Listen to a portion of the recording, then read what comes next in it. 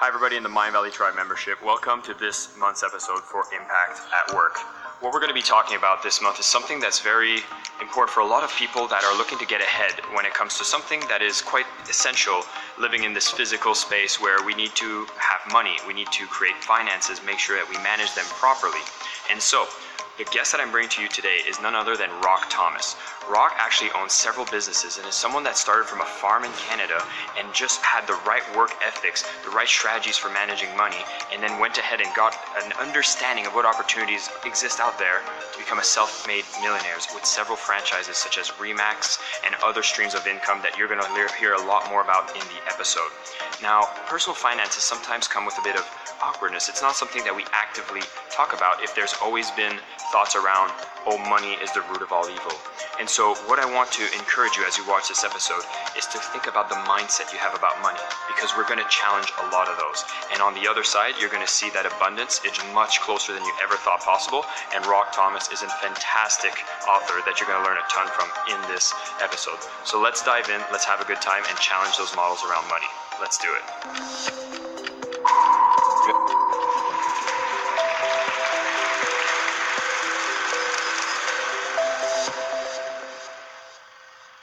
So Rock, thank you so much for being on the show.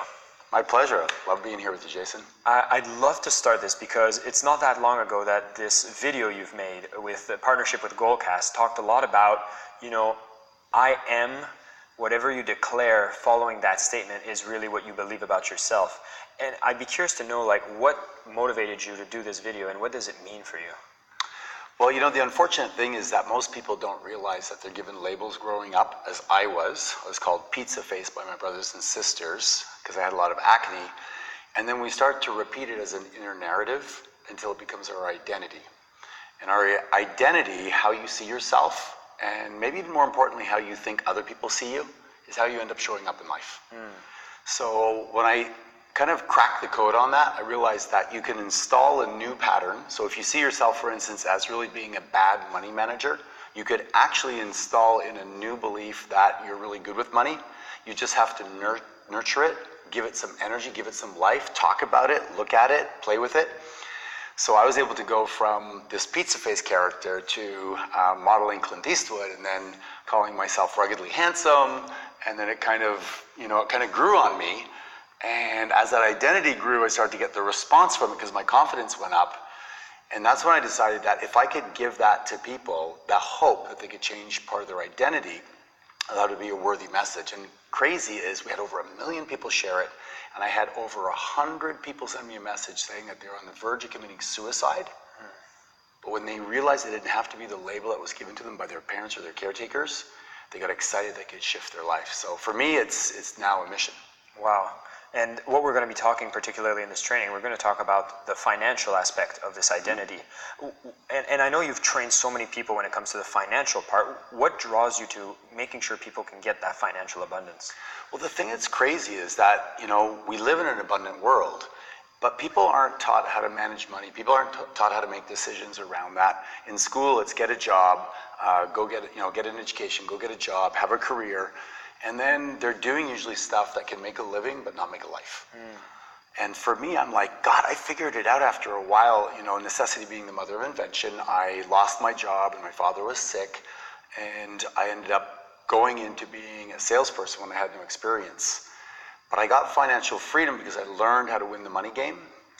And I just think it's the saddest thing to watch. If you ever watch people driving to work in traffic, most of the time they look really unhappy.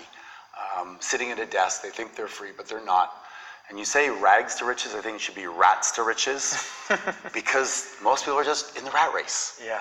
Let's get them out. Let's give them a new choice to live an epic life and do what they love, what they were put here, a meaningful, purposeful life. Amazing. And so what I like is that you've built all these streams of income, and it wasn't just in one industry. I'm very aware that real estate, and I think it's with Remax, you have several offices. What got you to open into different streams? And if you're in real estate, if someone's watching this and then they're in their industry, what allowed you to leap and understand that there's different industries you could go into as well? Well, the thing happened is that I was fortunate enough to have a mentor that came along and take me under his arm. And I say to people that your friends are comfortable with your present and your mentors are comfortable with your future. If you don't have a mentor in your life that's saying, you know what, Jason, you could do this, I believe in you, and I'm going to walk with you, then chances are you're going to believe your fear, doubt, and worry, which is always present for all of us. So he took me from 1 sale a year to over 100 sales a year in 4 years. And whenever I fell down, he says, you know what, it's normal. So I didn't doubt myself. I didn't feed my doubts. I started to feed my beliefs. And the average agent sells 6 homes a year. I sold 100 homes a year. And when you start to get to that place where you're like, okay, I can be above average, I could do it. I say to people, why not you? Why not you? Why are you in that smaller place than a little voice inside of you? We all have that voice, I believe, that goes, but I think I could do it. I think it's crushed over time by society. So I want to feed that voice. I'm the voice of encouragement. I see the possibility and the potential of people, and then I just water and water and water it. Some people resist it, and some people flourish. And what I've particularly liked about watching you, especially on stage, is you actually bring in a lot of energy when you speak to the people. And I think a lot of people forget how much energy is required to make those kinds of change. When you get on stage and you're very agitated and you tell people to take action, like, what do you see in the people that are actually just sitting there and not taking action? Like, why do you think some people are just so in it about not making that change? Well, the easiest word is fear, right? They're afraid that they're going to succeed. They're afraid they're going to fail. They're afraid that they're not enough. They're afraid that they can't overcome the challenges. They're afraid that they don't have enough time. So the base word is fear.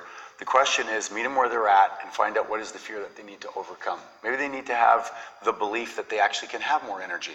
Maybe they've been sold by society that you get tired at 3 o'clock in the afternoon and you need a Snickers bar, and they give in to that. So I'm going to meet them where they're at. I'm going to give them some of the principles of success.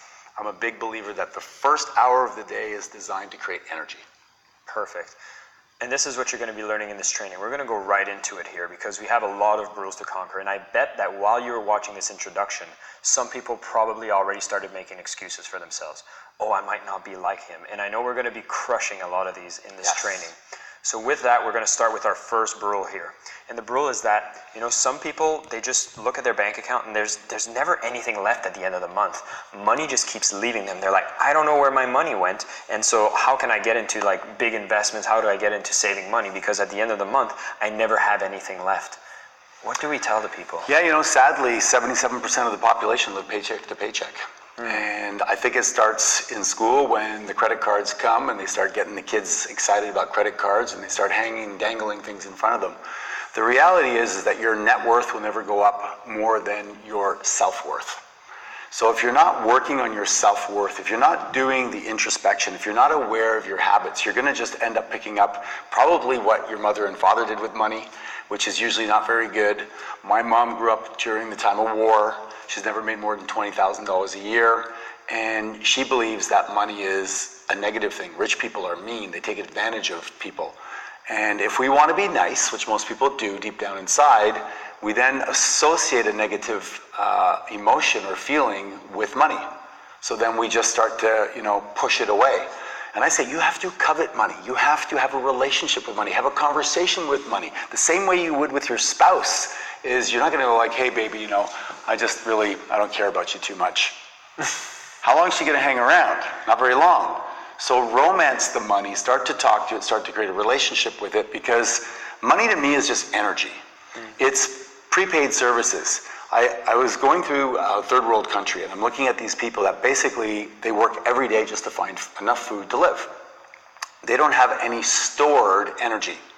Where you and I can go and we can work today, we can make X dollars, spend 50% of that and have some stored energy. So tomorrow, if we want to take the day off, we still get to eat. So you want to have an experience around money where you attract it to yourself, you're comfortable with it, and eventually we teach people about their money blueprint, which has elements to it, but essentially start to have a relationship where you're like, yeah, I like money, I'm okay with it. So a lot of people have that negative relationship with money. What would be some of the habits that happen when people have a negative relationship with money that just finds it that they end the month with no money all the time? Well, first of all, people don't make a budget. And I've discovered that there's a reason they don't do that. And I was shocked, Jason, is that a lot of times people don't do it because they're bad with numbers. And they're like, gosh, I'm not good with math. I'd rather just not know. And then so money comes in, they pay whatever they can, whatever they can't, they kind of avoid it. So what we do is we help people actually go through that process and give them a little bit of a structure. It's not actually that difficult. It's just a matter of doing it. So as you go through that structure and you start to get clarity around it, people we found get excited because they get rewarded for it. So essentially, a simple budget, and then find out where you're wasting your money, where it's not working, and then you can trim away. And there's 3 major areas, we could get into that if you want, that we find right away people benefit from. Let's get right into these areas. So if I'm someone, I've never done a budget before, what are my leaky pots that I should be aware of right away? So number 1 is food. So people prefer convenience over other things, like saving money. So people will order out, they'll go out, they'll celebrate, they'll work their job during the week that maybe they don't love, and on Friday night they're like, oh God, it's Friday night, and then they go out and spend the money. So they might spend thousands of dollars on food that they don't have, or that they could direct to an investment. So number 1 is food, so I'd check that. Number 2 is subscriptions that they forget about. So they're a member of a gym, they don't go anymore, and they could cancel that. Or they get a magazine, or they've got a podcast, or they've got something that they're getting that they forget about that's not useful. There's many that you should have that are useful, but many that are not. They've expired or you're not paying attention. So they're not keeping track of it. And the third thing is, essentially, if people were to look at negotiating something, I have people that go back and they renegotiate their telephone agreement or their insurance, or they can renegotiate mortgage rates on a mortgage that they're not aware of. If you start to track it and to look for where the opportunities are, we've been able to get people about an average of $830 a month in savings just by doing those 3 things. And it's interesting, there's the quote, I think it's Peter Drucker says, what you measure, you can improve, right? Right. A lot of people don't even want to put in the effort to do these spreadsheets. And fact is, everybody, we've touched a few of the rules already here, because we started with understanding that, I can't even break even at the month. And what we've realized is that there's some tangible things that you can change that will actually increase the amount of profit that you make in your own income by just reducing some of those expenses. The second one that we just briefly touched on that I want to go back to is you talked about the mindset of people seeing that maybe the parents made them believe that money is the root of all evil. And the rule here that I wanted to highlight is some people say money and wealth is for those people who do dirty actions and that they're like the bad people. But for me, I'm a good person. That's why I don't have money, because I'm not willing to go do what those other people do to attract wealth. And I wanted to go back to this and see, what is it that you tell people that have that mindset? Well, it comes from the way you were raised, right? And the references you got from it. I know for myself, my family struggled with money, and to me, money became the ticket out. So I started to look at it as an opportunity. I was the guy who knocked on doors and shoveled driveways and walkways for the little old ladies. I cut the lawn, I washed windows, because I was highly motivated because I had a reason. If you were brought up in an environment where your parents said to you something like, hey, it's rude to ask people to buy something, or maybe you were a Girl Scout or a Cub and you knocked on a door and some grumpy old man came to you and said, hey kid, get out of here, don't ever come knocking at my door and bother me. The human spirit wants to connect, belong, and matter. And now all of a sudden you're like, oh my God, if I try to sell something to somebody, I might be separated, I might be ridiculed, I might be pushed away, and I don't want to have that experience. So you make up a story inside to say that I'm just not a pushy salesperson. But in this world we live in today, it's changing. If you don't go up and ask people and connect with people, you're not going to survive. So you've got to be able to develop the fortitude, to build the muscle, to go, and this is why the important thing is that you believe in your product. If you really believe in your product and you have the cure for cancer with your product, you're not going to keep it a secret. Nope. You're going to say, hey man, I got this thing that's going to do X, Y, Z for you, right? And you'll be excited. So if you're struggling in that area, what I would say is, find a product you believe in. Be congruent. If you're selling, lotions and potions and you believe they're going to keep your face young, God bless you. Get out there and do it. If you're selling something that has to do with, for me, it was real estate, man, people want to buy real estate, and real estate is the greatest investment you can have to create wealth for your family. That's an easy sale for me. But just be congruent, make sure that you're doing it in your integrity, and the rest should follow. So I love this aspect of sales, and we talked about one of the things that stop people from getting into that sales mentality, which has a big correlation with attracting financial abundance, is because of that money mindset, saying the money is the root of all evil. And so once you correct that, that's when you start doing the things that are necessary, sales being a major one of them. Now, what I want to continue is on that sales portion. I know one of the rules that people have might not be related to the money, but really directly related to the sales is that, oh, I don't want to be one of these pushy salespeople. I don't want to do that stuff. What do you say to people that are finding themselves stuck there? So whenever somebody says something like that, I'm always looking for the story they've created to hide the rule, right? So they're saying, oh, I don't want to be one of those pushy salespeople. What they're really saying is, I don't want to be rejected. So the real evidence that I'm looking for is, what's the thing they're trying to cover up? So people don't want to say, hey, I don't feel like coming in at 8 o'clock tomorrow and doing 2 hours of calling to build my business. They're going to say something like, I don't have the time, or I don't want to be a pushy salesperson, or, you know, it's difficult to get phone numbers these days because of the internet and everybody's on their cell phone. They'll come up with a story that camouflages the experience they don't want to have, or they expose that they're not enough. So as I start to kind of try to x-ray vision through that, and I'll go, okay, if that's the fear, well then maybe there's something like they weren't experiencing enough challenge in their childhood that could develop them to go out there.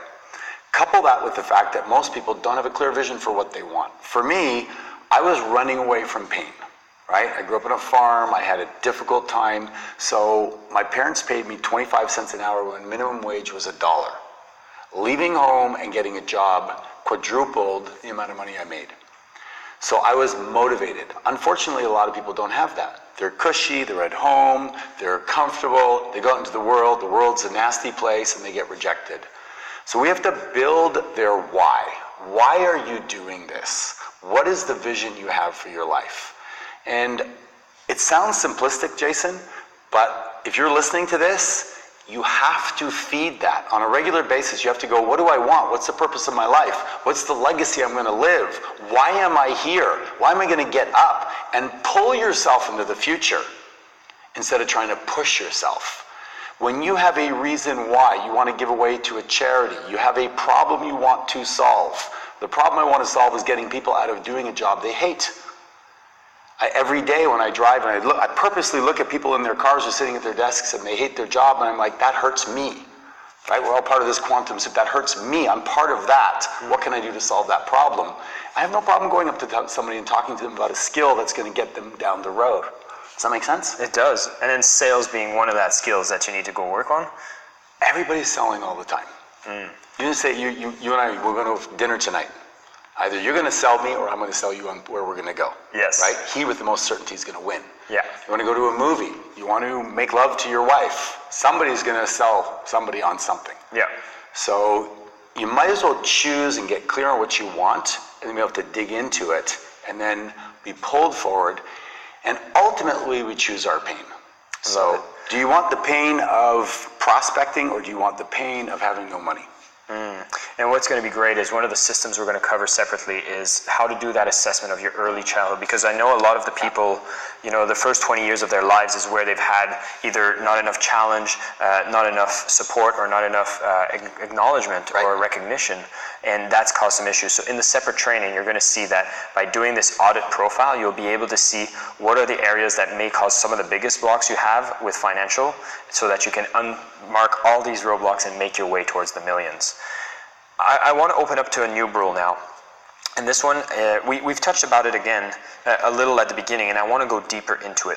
This rule is the fact, the spreadsheets, the financial management, understanding the stock market, understanding the real estate. A lot of people are like, whoa, I'm not somebody who understands this financial stuff. I'm not good with numbers, so I'm just going to stay here, and I'm good with that. What do you tell the people who say that? Well, you know, what do we do in school? People said, if you're not good with math, go get tutoring, and you're a bad kid, and you know, you need to double down your effort. In my world, I do the opposite. What I do is I identify what people's strengths are, and then I put them on the right seat on the bus in my businesses so that they can flourish. So what I would recommend to people, if you have a story, it might be a story, but if you have this experience where you're not good with numbers, you don't like them, is partner up with somebody that loves them. So I have this one guy in my company that loves spreadsheets. And we were on a call the other day, and the guy goes, man, dude, I don't know how you do that. I have so much respect for you because you're doing stuff I can't stand. And he turns to him and he goes, I love it. I love it. It lights me up. I can sit there for hours. So find somebody that can help you with that. Let them carry the burden, keep an eye on it, but don't do the schlep work that's not natural to you. You're going to shine somewhere else. And so a lot of people feel like they need to go and do it themselves, and then when it has to happen, they just decide not to do it at all. So that's some great advice. So where are some places people could find those kinds of people? Well, I mean, I would say you need to find somebody close to you. Like, ideally, your spouse is really good at it and you're not. Or maybe your dad or your mom or a friend or a close friend. I mean, if you want to get into, you have the money to hire an accountant, then obviously. But you still need to know your own numbers, and you know that. Nobody cares about your money as much as you do. So if you really don't have anybody to do it, then in life, if you do what is difficult, life will be easy, you know? Just, there's some parts of stuff you're going to have to do. I didn't like vacuuming, I didn't like cutting my lawn, but I did it for years. Now I can pay somebody to do it, but I did it because it needed to be done. Nice. And so I want to go into one more rule here, which is some people might be watching and are like, okay, this sounds great. I know I can do some of these steps. I might be able to save a little bit of money, but the fact is, to become a millionaire, I need to have money to make money. And I don't have money right now, so then I don't think this is accessible to me. Yeah, it's interesting, you know, a lot of people are told that, and it's true. If you have money, you can make more money. And I do really encourage people to increase their earnings, decrease their expenses, and take the leftover and invest it. Put your money to work for you. It definitely does work. But I have 36 streams of income, and many of them were done with little or no money through creativity. So, for instance, I've written 3 books. Didn't require any money to write them. Just required me having the discipline and the vision every morning to get up at 5 o'clock, in this case, and to write a page for 2 years. So you can do things like that. When I started coaching people, I coached people for free because I didn't know what I was doing. So I just had a conversation. And then eventually I started to get results. And I remember starting years ago, $75 an hour. Today I charge $1,500 an hour to coach. So you can just kind of work your way into it, Jason, slowly. Find something you're passionate about. You got to learn to earn, and then before you know it, you can have a business. And so a lot of people, they just find themselves like, okay, this is great. How do I nurture this creativity if this is what's required? Yeah, and I agree with you that a lot of people are like, yeah, but you know, I'm just not smart, or I'm not good with this, or I don't know how to create a business plan, or I don't even know where to start. They have all those fears, doubt, and worry. So I think the most important thing is surround yourself with people that are going to remind you of what you have possible. Like we were talking before on, you know, most public speakers have a fear of speaking, and then later on they look back and they go, like, you know, I've actually progressed a lot. But you weren't born riding a bike, and you weren't born a public speaker, and you're not going to be born feeling necessarily creative. So just start. In improv, they say yes and. So just start saying yes to things. Giving it a shot, fail your way to success. That's how I did it. I'm sure that's how you did it. I'm sure there's a lot of things you say yes to that you don't actually know what you're doing. Absolutely. And you figure it out, right? Yes. So I would say yes and figure it out. Just go for it. You know, it's funny because we touched on sales earlier, and now we're talking about creativity. Again, it seems to stem from this fear of rejection or this not enoughness. It seems to be at the baseline of a lot of these issues when people talk about making the millions. Is that what you've typically noticed? Yeah, of course. Yeah. I think the biggest 2 fears we have is we're not enough and we won't be loved. And they play in the back of our mind all the time. So whether you're walking into a room at a cocktail party and you're not sure whether you're going to stack up, it's been proven that the human spirit in the first 4 seconds meeting somebody is assessing whether there's any danger. If I walk up to you and both your hands are behind your back, my brain is scanning to say, what does he have behind there? Is it danger? So the mind, the brain is always looking for danger. Unfortunately, if it's untrained or unkept, it tends to rule most people. So the work that I do in personal development is about saying, thank you very much, mind, for sharing. Thank you for pointing out that person may have a sword behind their back, but it's actually Jason at a cocktail party and he's holding a glass of water. I'm okay, right? Yeah. So it's really about taming that part of your mind. Interesting. So we've covered a few things here. We've talked about, some people have the money just escape them. So even getting to the millions doesn't even come to mind because they see money comes in, money comes out. And what's going to be wonderful is we have a system that we're going to be sharing with people where you can actually see how you can maximize your income so that you can see some of the opportunities. And some are very simple. I mean, I've heard you mention these before. So you're going to be able to see how you can maximize income in your current state no matter where you are and knowing that you're going up.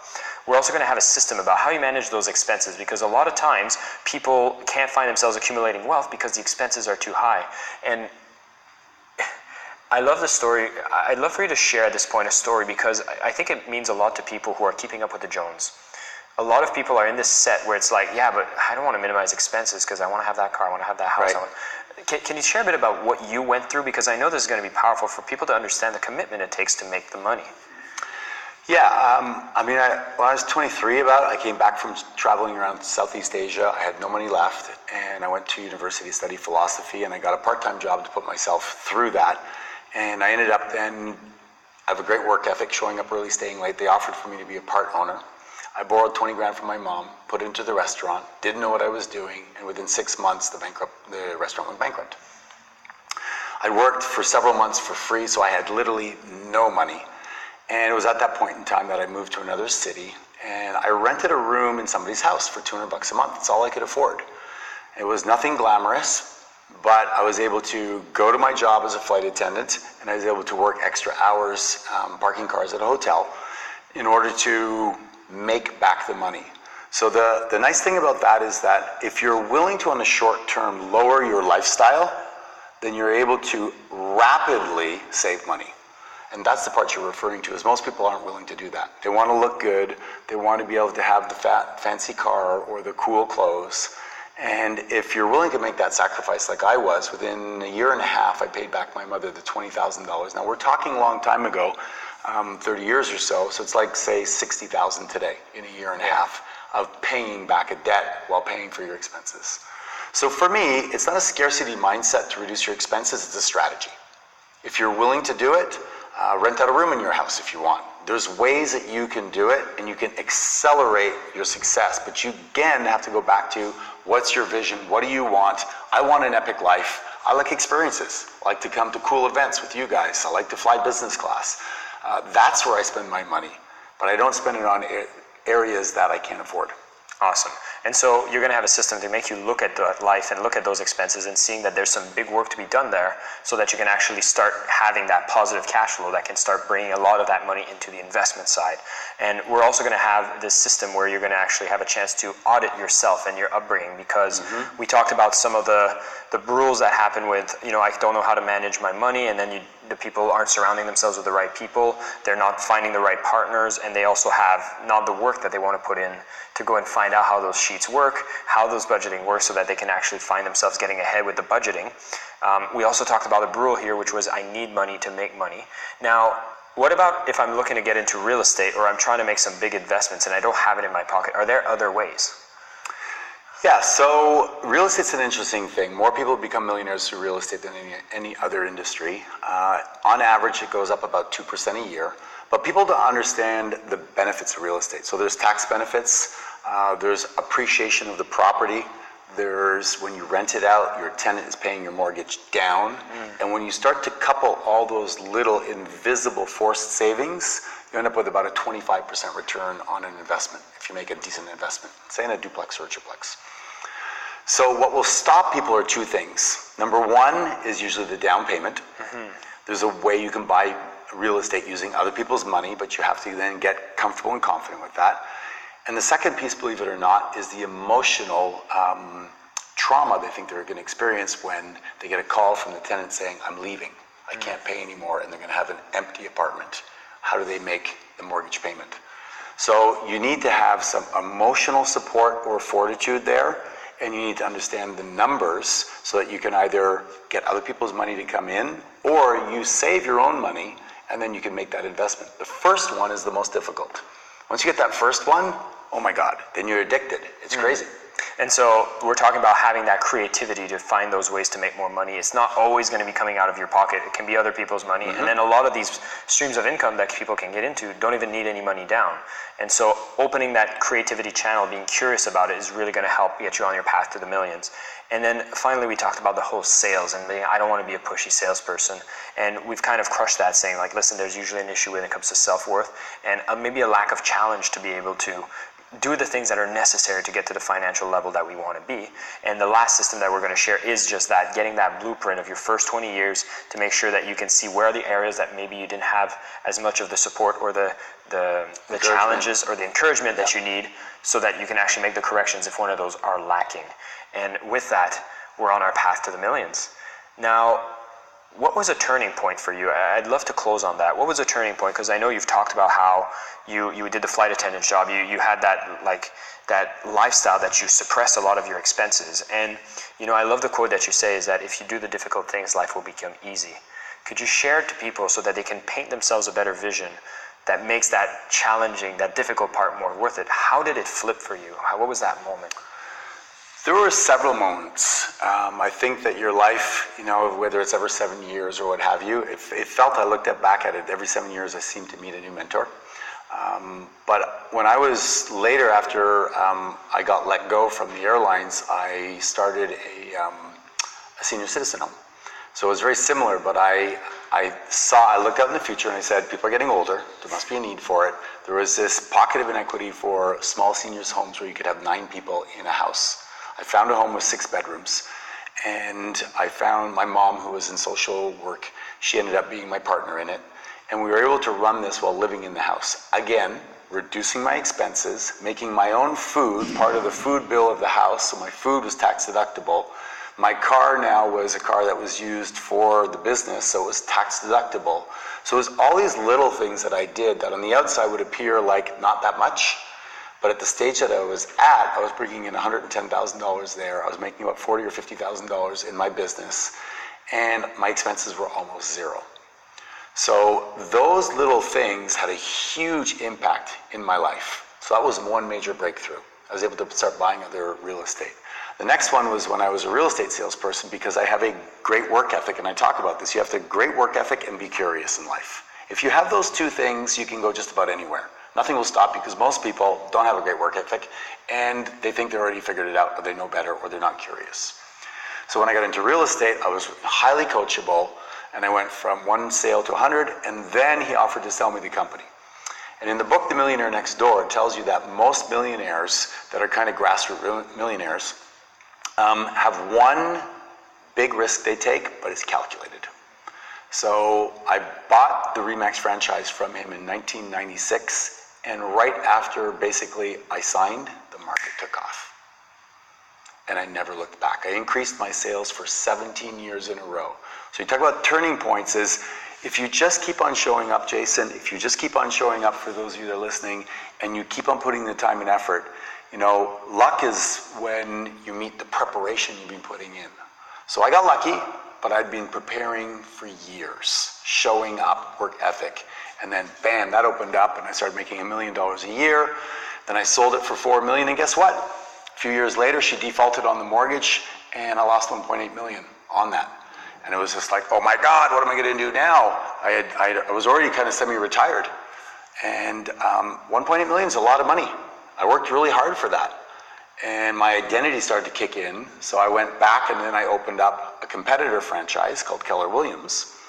And now we're bigger than the company I sold her right in the same town. Why? Because I have the work ethic and the curiosity, and I created a culture that maybe we'll have some time to talk about, of support, encourage, and challenge that fosters effort. And most people, they're not even aware of it. They're grinding, but they're not happy because nobody's going, hey, attaboy, great job. So become bitter, and they quit.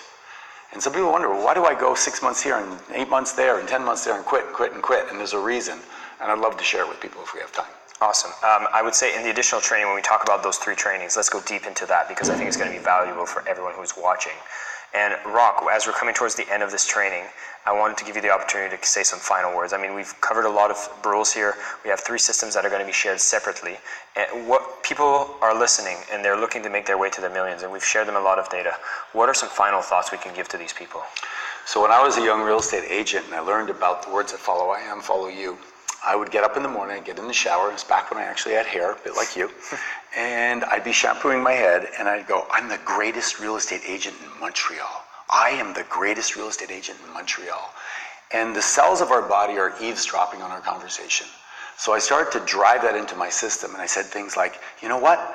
they're going to be lucky if they get me to sell their home, because I am the greatest real estate agent in Montreal. And I started to speak to myself and owning it.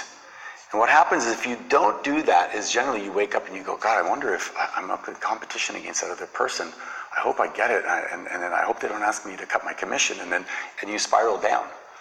So I think that the key is for you to build an identity, who you are, who you want to be. The words that follow I am follow you. Script it out like you're writing a movie and then play the part. Say it over and over and over again to yourself. You wake up in the morning and get up and say, I'm gifted, guided, grateful, powerful, passionate, playful, sexy, sensual, sensitive, and blessed. Bam! Right? Build it, say it, and then become it. And that's what's worked for me. It's going to work for you too. Amazing. And so for everybody watching, I hope you got everything you were looking for. There's going to be the additional systems in the last videos. And if anybody wants to learn more about you, they want to follow you, what are the best ways to find you? Social media, Instagram, Facebook, rockthomas.com. They can also go to Your Epic Life Blueprint in Facebook, where I have a community. That's my second book, where I talk about the 10 habits of highly successful people, the ones that I use to get where I am. And I give some free content out there, so they can drop by there. So thank you everybody for watching, and Rock, thank you so much for doing the training with us. My pleasure.